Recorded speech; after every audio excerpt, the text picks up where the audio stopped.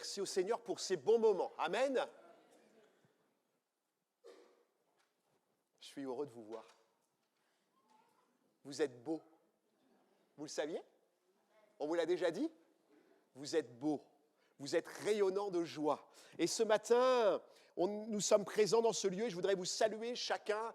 En particulier, je salue les frères et sœurs qui sont au balcon. Je salue les frères et sœurs, les amis qui sont devant leurs écrans à regarder ce culte ce matin.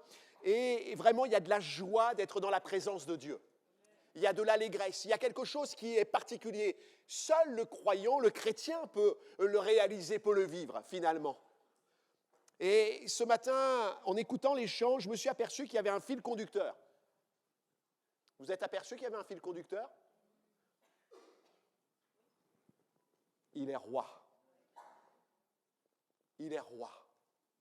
Et il y a quelques semaines en arrière, j'ai commencé à vous parler d'un sujet qui va s'afficher, son royaume ou mon empire. Sa couronne ou mon sceptre. Ses affaires ou les miennes. Ses besoins ou les miens. Et on avait évoqué que pour entrer dans le règne de Dieu, pour régner avec lui, à l'image de David, il fallait avoir du respect. Il fallait, dans ce respect, montrer de l'amour, de l'attention, au travers des conditions. On sait que David va respecter Saül, loin de l'Éternel, va respecter ceux qui sont avec lui pour ne pas les faire toucher par le péché. Il va respecter son prochain et il va respecter l'Éternel. Pour régner, nous sommes appelés au respect. Et ce matin, je voudrais voir un deuxième volet ce matin. Je voudrais voir avec vous une deuxième pensée concernant ce sujet, son royaume ou mon empire. Ce matin, on va voir qu'il nous faut de l'humilité. Pour entrer dans le royaume de Dieu, il faut être humble. Il faut avoir un cœur de serviteur.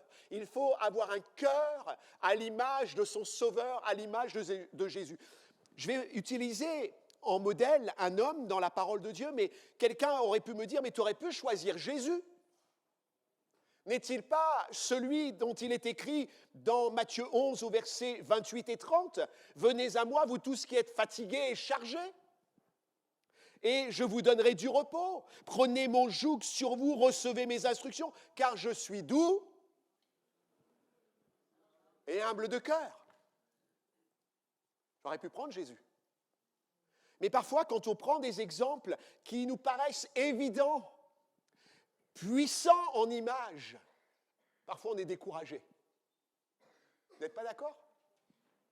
Parfois, on regarde le pasteur comme quelqu'un qui va bien, il est au top de l'extra top. Mais en fait, le pasteur, il est comme vous, dans les mêmes combats, dans les mêmes luttes. Et parfois, quand on regarde le pasteur, on se dit, j'y arriverai jamais. Alors, si j'avais pris Jésus en exemple, vous auriez dit, mais c'est Jésus. Qui est plus humble que Jésus? Il n'a pas regardé comme une proie à arracher. Vous connaissez ce texte un peu compliqué? D'être l'égal de Dieu, d'être l'égal à Dieu. Mais il s'est fait serviteur, il s'est humilié. Et ce matin, je voudrais vous parler de l'humilité. Pour vivre le royaume de Dieu, je dois être humble. Pas d'une fausse humilité, mais d'une humilité de l'esprit qui nous vient de l'esprit. Et je regardais dans le dictionnaire la définition « sentiment de sa propre insuffisance » qui nous pousse à réprimer tout mouvement d'orgueil. Synonyme de l'humilité, c'est la modestie, modération, retenue dans l'appréciation de soi-même. Et ce matin, je voudrais vous dire que Dieu attend de nous de l'humilité. Aimez-vous aller vers les personnes orgueilleuses? Si Jésus était un homme orgueilleux à l'époque où il avait dit ce texte « Venez à moi, vous tous qui êtes fatigués », est-ce qu'on serait venu vers Jésus? Quand vous avez quelqu'un d'orgueilleux, vous n'aimez pas aller vers lui. Parce que vous sentez... Je voudrais vous dire qu'il y a dans la parole un homme qui a montré un exemple d'humilité, qui va s'exprimer par un état de cœur et manifester pleinement le royaume de Dieu. Vous connaissez Jean-Baptiste ?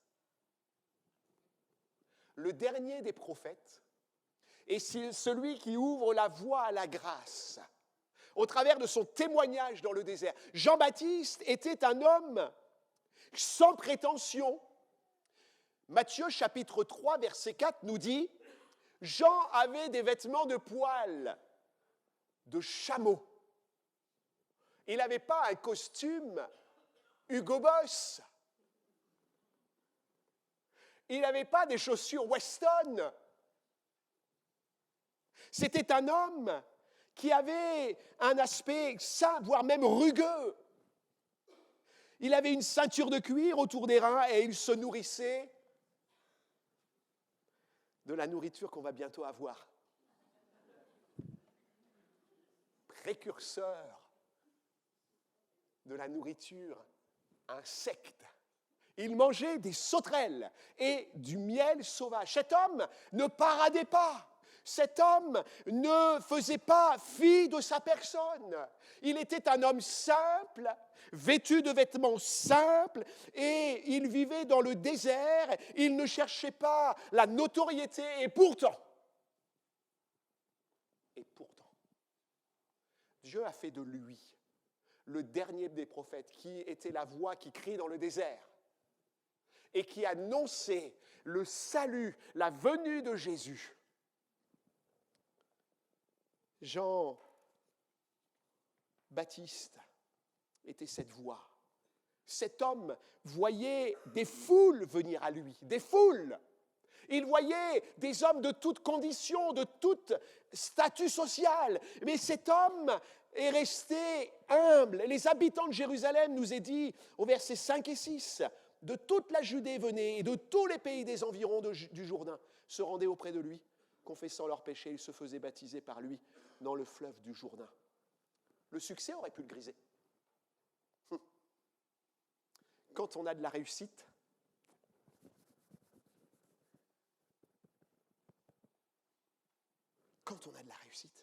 mais Jean-Baptiste a gardé la tête froide. Il a préféré le royaume de Dieu à son empire.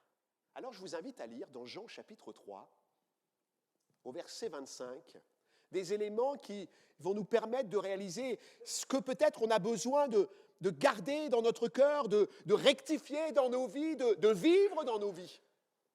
Ah, j'aime cette parole, je voudrais vous bénir de la part de Dieu. Je me réjouis quand on est face au roi de rois, on est humble. Je me dis, Seigneur, tu m'as sauvé, moi qui étais... Oh, quelle joie ce matin. Quelle joie de partager la parole de Dieu. Jean chapitre 3, verset 25. C'est un moment de tension qui est vécu dans l'entourage de Jean-Baptiste.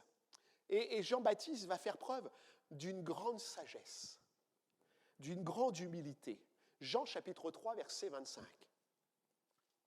Or, il s'éleva de la part des disciples de Jean une dispute avec un juif touchant la purification, touchant ce baptême, touchant le fait de vivre ces temps où Jean-Baptiste baptisait. Il y avait quelque chose qui n'allait pas. Il vint trouver Jean et lui dire « Rabbi, celui qui était avec toi. » Et il est question de Jésus ici. Au-delà du Jourdain. Et à qui tu as rendu témoignage. Voici, il baptise et tous vont à lui. Tu te rends compte, Jean-Baptiste ? Il a plus de succès que toi maintenant. Et Jean-Baptiste va répondre. Et on va s'arrêter sur toutes les réponses de Jean-Baptiste par rapport aux objections de ceux qui l'entourent. Jean répondit, « Un homme ne peut recevoir que ce qui lui a été donné du ciel. vous-même m'êtes témoin que j'ai dit, je ne suis pas le Christ, mais j'ai été envoyé devant lui. Celui à qui appartient l'épouse, c'est l'époux, mais l'ami de l'époux qui se tient là et qui l'entend éprouve une grande joie à cause de la voix de l'époux. Aussi cette joie qui est la mienne est parfaite. Il faut qu'il croisse et que je diminue. Celui qui vient d'en haut est au-dessus de tous. Celui qui est de la terre est de la terre. Et il parle comme étant de la terre. Celui qui vient du ciel est au-dessus de tous. Il rend témoignage de ce qu'il a vu et entendu et personne ne reçoit son témoignage. Celui qui a reçu son témoignage a certifié que Dieu est vrai, car celui que Dieu a envoyé dit les paroles de Dieu, parce que Dieu ne lui donne pas l'esprit avec mesure. Le Père aime le Fils, il a remis toutes choses entre ses mains. Celui qui croit au Fils a la vie éternelle, celui qui ne croit pas au Fils ne verra point la vie, mais la colère de Dieu demeure en lui. Amen. Pour vivre le royaume de Dieu, je suis appelé à l'humilité dans mon rapport à moi-même.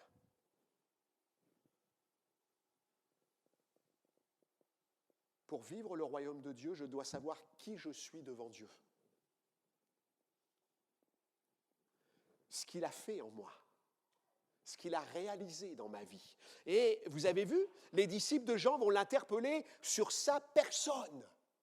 Quand ils vont venir, alors que Jésus baptise de son côté, alors que Jésus a des disciples qui arrivent, eh bien, les personnes qui l'entourent, ses disciples, il y a toujours quelqu'un qui vient dire « Mais tu sais qui tu es, toi ?» Et puis, on pousse un petit peu. Et ses disciples vont dire « Rabbi, celui qui était avec toi au-delà du Jourdain et à qui tu as rendu témoignage. » Et dans la version Bible du Semeur, il est dit « Maître, tu te souviens de cet homme qui était avec toi de l'autre côté du Jourdain et pour qui tu as témoigné ?» Les disciples de Jean-Baptiste vont amener dans le cœur de Jean-Baptiste des pensées qui vont l'amener à réfléchir sur qui il est. Parfois, le malin met des pensées dans notre esprit comme ça. Parce que dans l'Église, dans le monde, on a des situations, des positions qui peuvent parfois être subalternes. Et parfois, le diable vient mettre dans nos pensées de dire « Mais t'as vu les diplômes que tu as? T'as vu les capacités que tu as? Et t'as vu ta position? » Et parfois, la chair, elle est là, elle pourrait prendre le dessus. Elle pourrait prendre la victoire. Et les disciples de Jean-Baptiste semblent dire à Jean, finalement, c'est toi qui étais en premier. C'est toi qui as fait les choses avant Jésus. C'est toi qui lui as rendu témoignage à ce Jésus et maintenant, il te fait de l'ombre. Ça vous arrive qu'on vous fasse de l'ombre?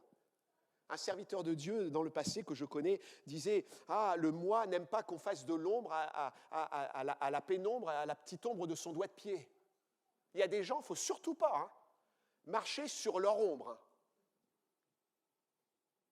Et Jean-Baptiste va entendre de la part de ses disciples ceci. Nous trouvons souvent ces personnes pour exacerber notre amour-propre. Une conduite à réagir. Et cela peut partir d'un bon sentiment de justice ou d'un mauvais sentiment de jalousie. Jean-Baptiste va répondre à ses disciples. Pourtant, il avait de quoi faire, Jean-Baptiste. Jean-Baptiste va répondre à ses disciples. Et de quelle manière? Jean répondit, un homme, une femme, ne peut recevoir que ce qui lui a été donné du ciel. Vous-même m'êtes témoin que j'ai dit, je ne suis pas le Christ, mais j'ai été envoyé devant lui. C'est beau ça. Jean savait qui il était.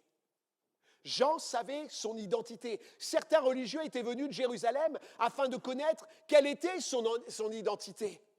Et dans Jean, au chapitre 1er et au verset 19 et 23, ils vont lui poser la question Voici le témoignage de Jean lorsque les Juifs envoyèrent de Jérusalem des sacrificateurs, des Lévites pour lui demander « Toi, qui es-tu » Il déclara, et sans restriction, il affirma qu'il n'était pas le Christ. Et ils lui demandèrent « Quoi donc ? Es-tu Élie ?» Et il dit « Je ne le suis point. » « Es-tu le prophète ?» Et il répondit « Non. » Et ils lui dirent alors « Qui es-tu » afin que nous donnions une réponse à ceux qui nous ont envoyés. « Que dis-tu de toi-même » Moi, dit-il, je suis la voix de celui qui crie dans le désert, aplanissez le chemin du Seigneur, comme a dit Ésaïe le prophète. Jean-Baptiste savait qui il était. Et ce matin, nous savons que nous sommes des enfants de Dieu, sauvés par grâce. Et si Dieu nous a donné quelques talents, quelques grâces ce matin, ça vient de lui. Ça vient de lui. Si je suis ici sur cette estrade, et c'est bien parce qu'on se voit, mais ce n'est pas le lieu où j'aime être spécialement, mais c'est par grâce. Est-ce que j'ai à m'enorgueillir de ce que Dieu me donne ? Des talents de chant, des talents de musique, des talents dans les travaux manuels ? Non, notre identité, elle est en Jésus. Et Jean-Baptiste va le dire, je ne suis pas Élie, moi. Je ne suis pas un prophète. Je suis celui qui crie pour le Seigneur. Alléluia. Il n'était ni le Christ, ni Élie, ni le prophète. Jean-Baptiste ne s'est pas attribué une identité qui ne lui appartenait pas. Il était le témoin de Christ. Mon frère, ma sœur, tu es enfant de Dieu. Alléluia. Tu n'es pas personne. Vous vous rappelez d'Ulysse avec le cyclope ?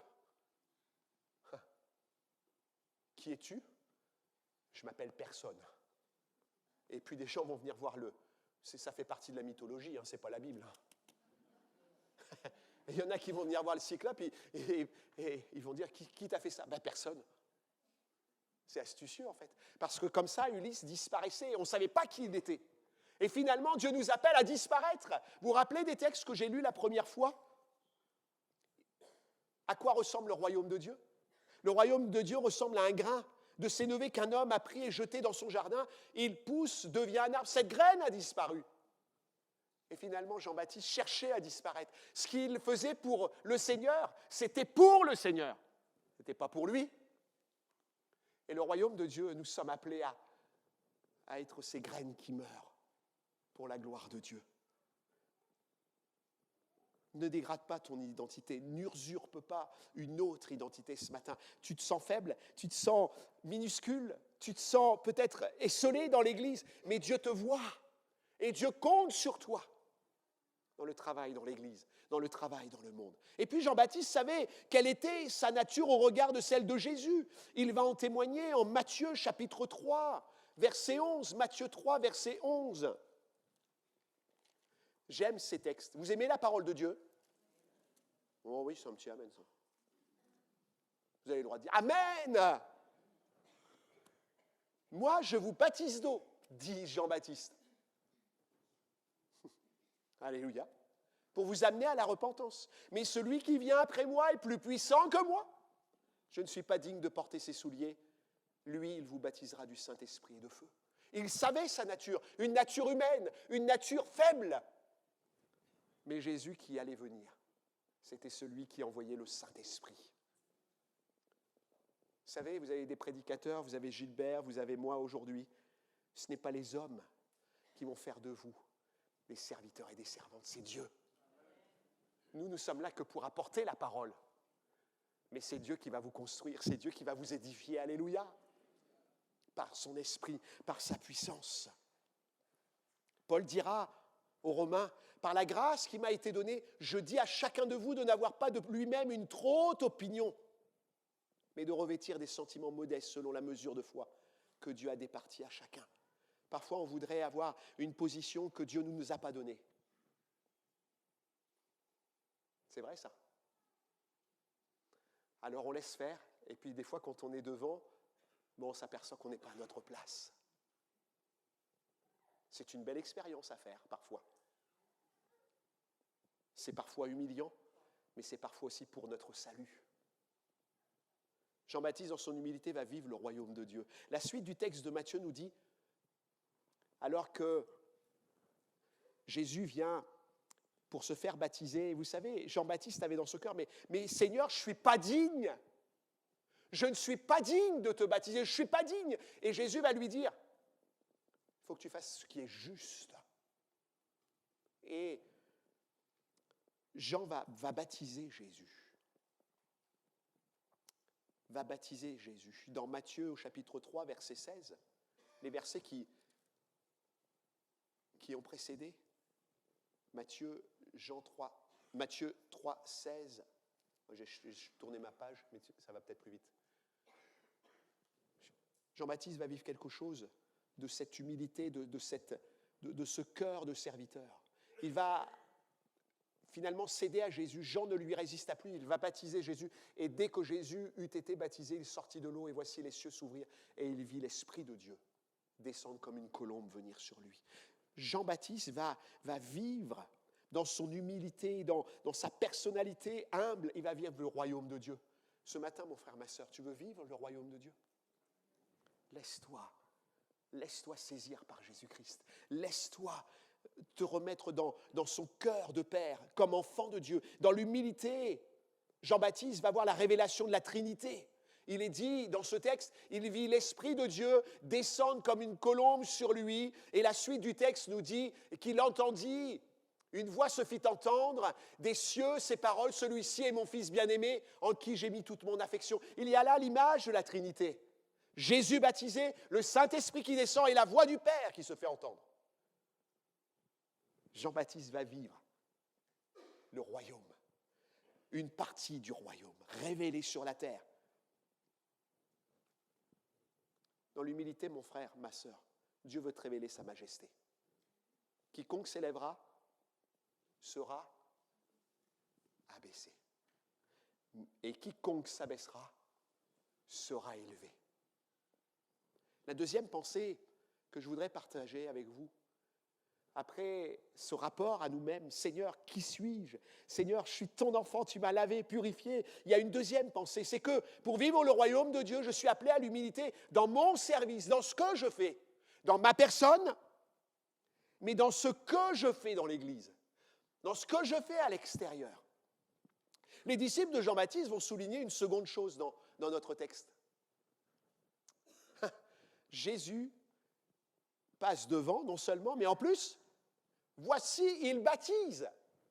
Il a du succès, on l'aime.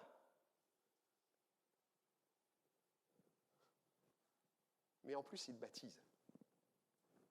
Il baptise. Eh bien, voilà, dans la version Bible du Semeur, eh bien, le voilà qui baptise à son tour, dit la version. Ah là là, quel toupet! Quel toupet ce Jésus, hein? Wow! Non seulement les gens viennent à lui, mais en plus il se permet de faire les choses que je faisais.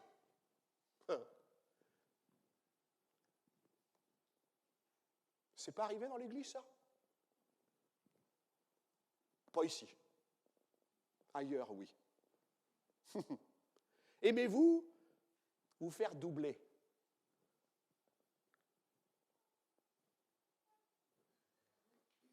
Avez-vous remarqué que sur l'autoroute, quand vous voulez doubler quelqu'un,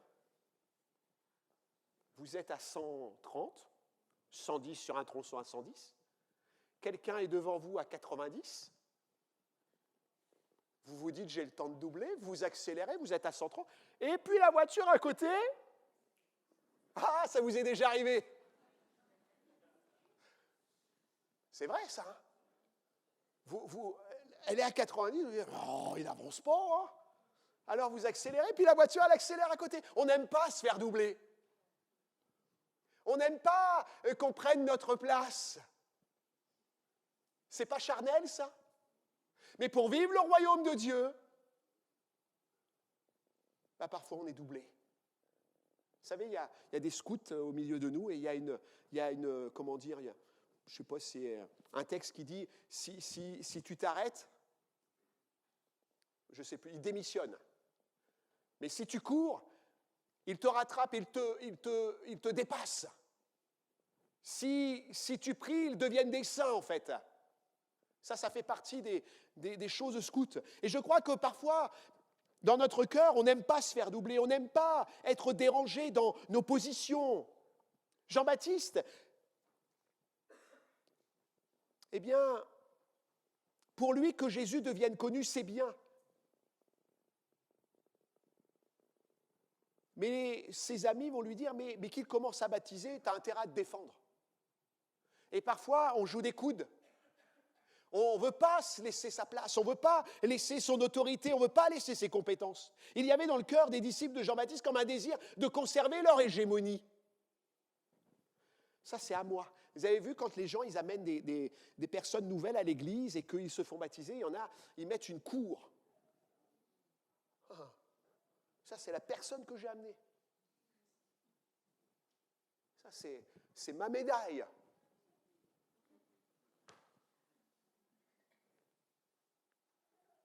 C'est vrai, j'ai vu ça. Il ne faut surtout pas toucher, vous le donnez un conseil. Tout de suite, on va voir qu'est-ce qu'il t'a dit. Et les disciples de Jean-Baptiste avaient dans le cœur, mais ils voulaient garder l'hégémonie, les âmes allaient à Jésus, ce n'était pas concevable. Alléluia, allez tous à Jésus.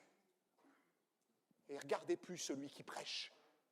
Vous savez, parfois on a adulé les serviteurs. Non, allez à Jésus. C'est lui le sauveur, c'est lui le libérateur, c'est lui. Et les disciples vont dire, mais c'est pas concevable. Ça, c'était leur empire. Les âmes, c'était leur empire. Nous n'aimons pas être au second rang derrière. Et pourtant, la Bible dit, car celui qui voudra sauver sa vie, la perdra, mais celui qui la perdra à cause de moi, la trouvera. Alléluia. Seigneur, ce matin, je veux être humble. Je veux rien retenir pour mon service, pour ma gloire. Je veux rien. Je veux te laisser toute la place. Jean a encore répondu à ses disciples. Ah, j'aime Jean. Il est bien Jean-Baptiste. Vous savez ce que va dire Jean-Baptiste? Celui à qui appartient l'épouse. Il est clair. Hein? Celui à qui appartient l'épouse, c'est... J'espère que vous êtes au clair du mariage. J'ai un souci là. Celui à qui appartient l'épouse, en fait, vous savez, dans mon sourire, il y a aussi des choses de vraies. Hein? Celui à qui appartient l'épouse, c'est l'époux. Alléluia. Moi, j'ai ma petite femme, je l'aime, c'est à moi. Je vous fais sourire, mais... Et Jean-Baptiste va dire, l'épouse, elle appartient à l'époux, mais l'ami de l'époux, et c'était lui l'ami de l'époux. Jésus, c'était l'époux, les âmes, c'était l'Église, et lui, c'était l'ami de l'époux, et moi, je suis l'ami de l'époux aussi ce matin. Vous êtes les amis de l'époux également, dans l'Église. Et Jean va dire, mais l'ami de l'époux qui se tient là et qui l'entend éprouve une grande joie à cause de la voix de l'époux. Aussi, cette joie qui est la mienne, elle est parfaite. Jean avait saisi ce qui était important d'accomplir pour l'œuvre à laquelle Dieu l'avait appelé. Il avait annoncé Jésus. Jésus était là, son action et prenait fin. Jean-Baptiste, il allait disparaître. Et disparaître d'une façon un petit peu radicale. Vous savez, quand on commence une œuvre, quand on l'amène à la fin, quand on amène une âme à Christ et que celle-ci s'engage dans les eaux du baptême, quelle grâce! C'est à Dieu après. C'est plus à nous. Nous, on va aimer, on va encourager. Et puis, si une œuvre arrive à son terme, un bâtiment, un local, eh bien l'œuvre, elle va continuer après. Alléluia! Elle va s'envoler pour servir Dieu. Alléluia! Et c'est ce que va faire Jean-Baptiste. D'ailleurs, les évangiles nous disent que Jean-Baptiste lui-même conduisait les âmes. Dans Jean, chapitre 1er, versets 36-37, alors que Jésus passe, le lendemain, Jésus était encore là avec 2 de ses disciples, et ayant regardé Jésus qui passait, il dit,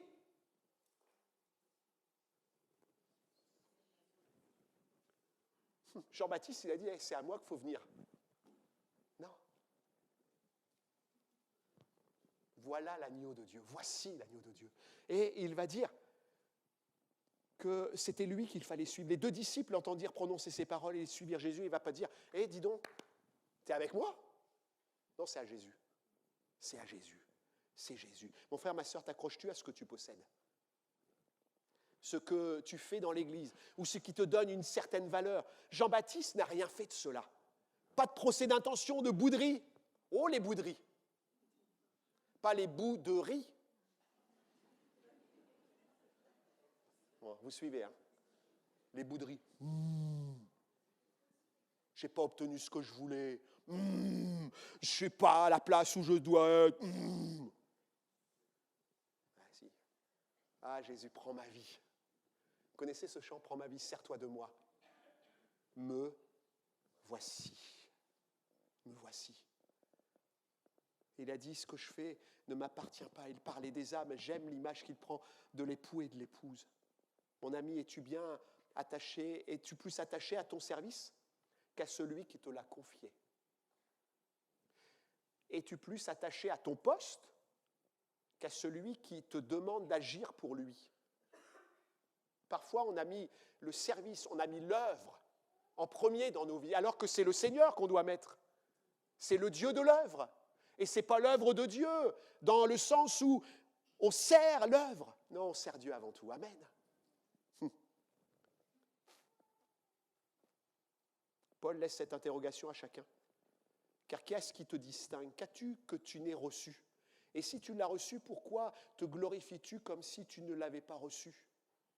Jean-Baptiste se préparait à vivre le royaume de Dieu et à le faire vivre aux autres. Moi, je vous baptise d'eau. Vous vous rappelez ces paroles? Moi, je vous baptise d'eau pour vous amener à la repentance. Mais celui qui vient après moi est plus puissant que moi. Oh, Jean-Baptiste savait que Jésus était plus puissant que lui. Et que lui n'était pas digne de porter même ses souliers. Et il vous baptisera de feu, du Saint-Esprit et de feu. Alors, je vais vite, il me reste 5-10 minutes. On a vu la réalité de nos vies, notre personne. On a vu le service, l'humilité dans mon rapport à moi-même, l'humilité dans mon service et l'humilité dans ma position en Christ. Pour vivre le royaume de Dieu, je suis appelé à l'humilité dans ma position en Christ. Je termine avec ce point. Les disciples laissent cette troisième réflexion à Jean-Baptiste, et alors qu'ils lui ont dit, tu vois, il est avant toi, maintenant il baptise, et puis à la fin ils disent, et tous vont à lui. Tous. Comme cela était difficile de voir qu'un autre prenait le dessus sur Jean-Baptiste. Il y avait comme une rivalité, une incompréhension aussi de la part des disciples. Jean-Baptiste s'était donné. Où était le remerciement? Pas de remerciement. Alors, quand je remercie les frères et sœurs, ils me disent « Non, c'est pas la peine de nous remercier. » Ben si, ça fait du bien. Et je remercie tous les frères et sœurs engagés dans l'Église. Alléluia. Vous faites un beau travail. Que le Seigneur vous récompense. Que le Seigneur vous bénisse. Et ces hommes attendaient quelque chose, un remerciement. Et je vais vous dire un secret, il y a une différence entre ce qui est charnel et ce qui est spirituel. Quand on extrait de la chair, cela fait mal. Vous avez eu des échardes? Ça fait mal, hein? Ça fait mal. Mais quand on extrait de l'esprit, cela réjouit et satisfait. C'est quand même bizarre, hein? Mon frère, ma sœur, Jésus n'est pas ton ennemi. Oh Seigneur, tu fais pas ce que je te dis. Jésus n'est pas ton ennemi.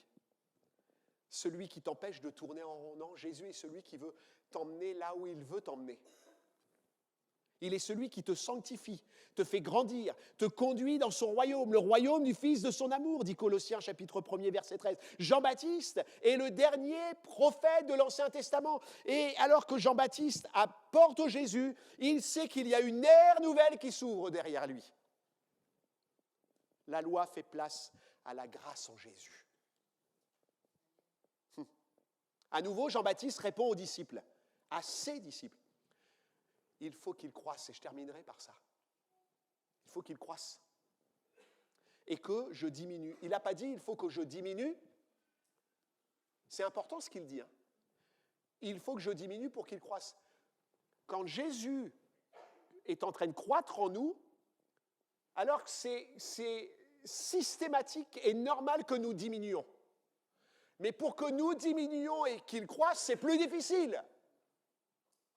Parce que notre moi est toujours en train de regimber. Toujours en train de dire c'est moi, c'est moi, c'est moi. Mais si on laisse Jésus croître en nous, alors c'est plus facile de diminuer. C'est plus facile. Il faut qu'il croisse et que je diminue. Celui qui vient d'en haut est au-dessus de tous. Celui qui est de la terre est de la terre, et il parle comme étant de la terre. Jean-Baptiste a compris qu'il doit laisser la place à Jésus. Sa puissance est incomparable. Il y a une dimension de vie supérieure par l'Esprit, dans l'Esprit. Et nous, ce matin, alors que nous sommes peut-être en combat contre nous-mêmes, contre nos positions, on est en train de se battre, mais laissons Jésus faire. Laissons Jésus faire. Tu as une habitude cachée, laisse Jésus faire. Tu as des pensées qui sont en désaccord avec ce que tu crois, laisse Jésus faire. Ne cherche pas à les enlever de toi-même, mais laisse Jésus grandir. Laisse la place au roi des rois. Nous aussi, nous sommes appelés à vivre cette dimension. Paul, encore lui, direz-vous, a dit, mais ces choses qui étaient pour moi des gains,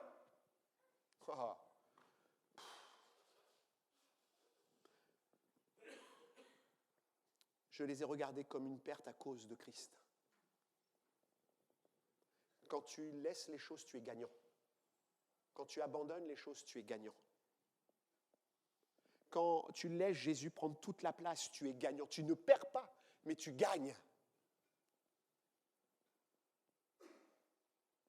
Amaziah avait voulu embaucher des hommes à sa solde pour aller battre une armée. Il avait mis 10 000 talents. Je ne sais plus si c'est le terme exact. Et Dieu lui a dit, non, ces gars-là, ils ne sont pas dans le même esprit, j'en veux pas. Et puis Amaziah va dire, mais qu'est-ce que je vais faire des 10 000 talents? Il va lui dire, ne crois-tu pas que j'ai plus à te donner? Mon frère, ma soeur, je te le dis ce matin. Abandonne certaines choses et Dieu a des choses à te donner plus que ce que tu vas perdre. Ah, Jean-Baptiste, quel homme! Il faut qu'il croisse et que je diminue, il faut qu'il grandisse. Nous pouvons lire ce qui précède et ce qui suit de ce texte de Paul aux Philippiens, chapitre 3. Je vais essayer de le trouver rapidement. La technique, ça va plus vite. Philippiens 3, 4 et 11, il est dit ceci. Moi aussi, cependant, j'aurais sujet de mettre ma confiance en la chair. Et Philippiens 3, 4. Si quelqu'un croit pouvoir se confier en la chair, je le puis bien davantage. Moi, circoncis, le 8e jour de la race d'Israël, de la tribu de Benjamin, hébreu, né d'hébreu quant à la loi, pharisien quant aux zèles, persécuteur de l'Église, irréprochable à l'égard de la justice de la loi, le CV. Tu as peut-être un cerveau à 3 étages. Vous comprenez ce que je veux dire? Mais Dieu t'appelle à être humble pour que lui croisse et que tu diminues et qu'il t'emmène dans son royaume. Parce qu'aujourd'hui, tu te galères.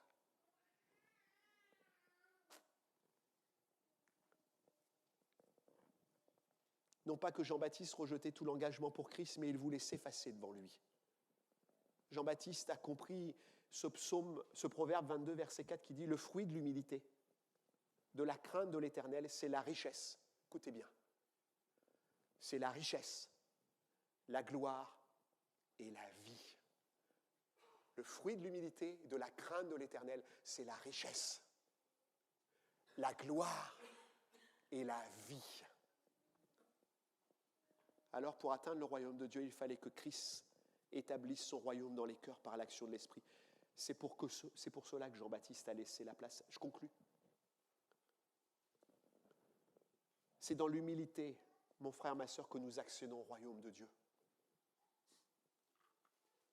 J'ai laissé toute ma profession, j'ai laissé le confort, non pas pour me plaindre. J'ai laissé les vanités de la terre. Vous savez, quand on est dans un milieu professionnel élevé, tout nous est ouvert. Tout. Tout. Ma femme me disait, et il y a un proverbe qui dit, on prête à ceux qui ont de l'argent. C'est vrai. C'est vrai. Mais je ne regrette pas. Parce que je vis son royaume. Je vis sa grâce. Je vis sa bonté. Et il nous rend riches. Il nous rend forts. Et ce que j'ai perdu, Dieu me le rend. Parce que j'ai laissé le monde pour qu'il me donne son royaume. Alléluia. Et même dans son royaume, il nous donne des richesses. Notre empire nous entrave cet accès. par notre orgueil personnel, notre attachement parfois à notre service ou à notre fonction, ou notre incompréhension du plan de Dieu pour nos vies. Notre empire nous entrave ça. Seigneur, ce matin, il nous demande d'abandonner parfois notre humanité, nos colères, nos envies, pour vivre son royaume. Peut-être que tu es au plan où tu es parce qu'il y a des choses que tu n'as pas abandonnées. Tu les retiens comme un gain. Abandonne ton orgueil, abandonne ta personnalité, abandonne ta fonction, disant Seigneur, tu me l'as donné, mais je te la rends, je veux être comme tu veux que je sois.